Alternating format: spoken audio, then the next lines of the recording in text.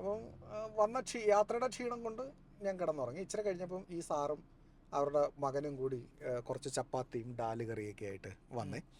ഞാൻ സന്തോഷത്തോടെ വാങ്ങിച്ചു. എന്നെ വിളിച്ചെഴുന്നേൽപ്പിച്ചു. കഴിച്ചിട്ട് എൻ്റെ അടുത്ത് ചോദിച്ചു, എന്താ ചെയ്യുന്നതെന്നാണ് പറഞ്ഞേ എന്ന് ചോദിച്ചു. ഞാൻ പറഞ്ഞു, സാർ ഞാനിങ്ങനെ ഈ ഒരു പാരനോർമൽ റിസർച്ചറാണ്, പാരനോർമൽ സൈക്കോളജിസ്റ്റും അങ്ങനെ പല വിഷയങ്ങൾ കൈകാര്യം ചെയ്യുന്നു, അതിനുവേണ്ടി ഇറങ്ങിയതാണ്. അപ്പോൾ പുള്ളി എൻ്റെ അടുത്ത് പറഞ്ഞതാണ്, നിങ്ങൾ ഈ വന്ന ഗ്രാമത്തിനോട് ചേർന്ന് തന്നെ ഒരു ഗ്രാമമുണ്ട്. ആ ഗ്രാമത്തിലേക്ക് നാളെ രാത്രി പുരുഷന്മാർക്ക് ആർക്കും പ്രവേശനമില്ല. അതിന് കാരണം എന്ന് പറഞ്ഞു കഴിഞ്ഞാൽ, ആ ഗ്രാമത്തിൽ വന്ന് താമസിക്കുന്ന സ്ത്രീകൾ ഒരു കാലത്ത് മറ്റൊരു ദേശത്ത് നിന്ന് യുദ്ധത്തിൽ പരാജയപ്പെട്ട രാജാവിൻ്റെ ആൾക്കാരെ ആട്ടി ഓടിച്ചതാണ്. സ്ത്രീകളെ മാത്രം. പുരുഷന്മാരെല്ലാം അവർ കൊന്നു കളഞ്ഞു. എന്നിട്ട് സ്ത്രീകളെയും ഗർഭിണികളെയും പ്രായമായവരെയും കുഞ്ഞുങ്ങളെയും ആൺകുട്ടികളെല്ലാം കൊന്നു കളഞ്ഞ് പെൺകുട്ടികളെയും അവർ എന്ത് ചെയ്യുന്നു, ആ നാട്ടിൽ നിന്ന് ആട്ടി ഓടിച്ച് അവർ വന്ന് ഈ നാട്ടിൽ വന്ന് തമ്പടിച്ച് പിന്നെ ഈ നാട്ടിലുള്ള കുറച്ച് ആൾക്കാർ കല്യാണം കഴിച്ച് അങ്ങനെ താമസിക്കുന്ന നാടാണ്.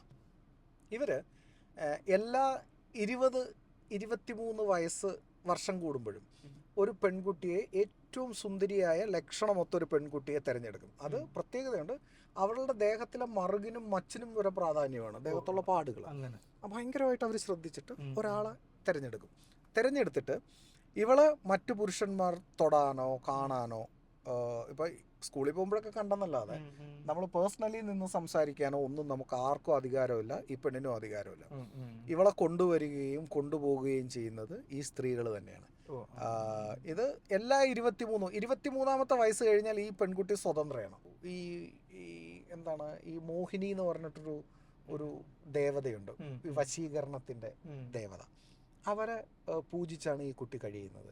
അപ്പോൾ ഈ പ്രത്യേക അമാവാസി ദിവസങ്ങളിൽ ഈ സ്ത്രീകളെല്ലാം ദേഹത്ത് ചായം പൂശി വിവസ്ത്രയായി നിന്നിട്ടാണ് ഈ പൂജ മൊത്തം നടത്തി. ഈ പുള്ളി പറഞ്ഞതെന്ന് പറഞ്ഞു കഴിഞ്ഞാൽ, നമ്മളെങ്ങാനും ഒളിഞ്ഞു നിന്ന് നോക്കുവോ എന്തെങ്കിലും ചെയ്തു കഴിഞ്ഞാൽ ആ വ്യക്തി പിന്നെ മരിച്ചു പോകും.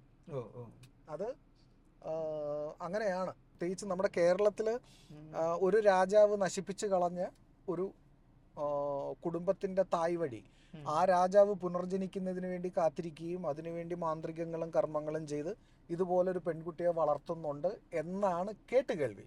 അതിൻ്റെ യാഥാർത്ഥ്യം എനിക്കറിയില്ല. പക്ഷേ ഈ ഒരു കോൺസെപ്റ്റ് ശരിയാണ്. ഞാൻ ഇതിന് വിറ്റ്നസ് ആണ്.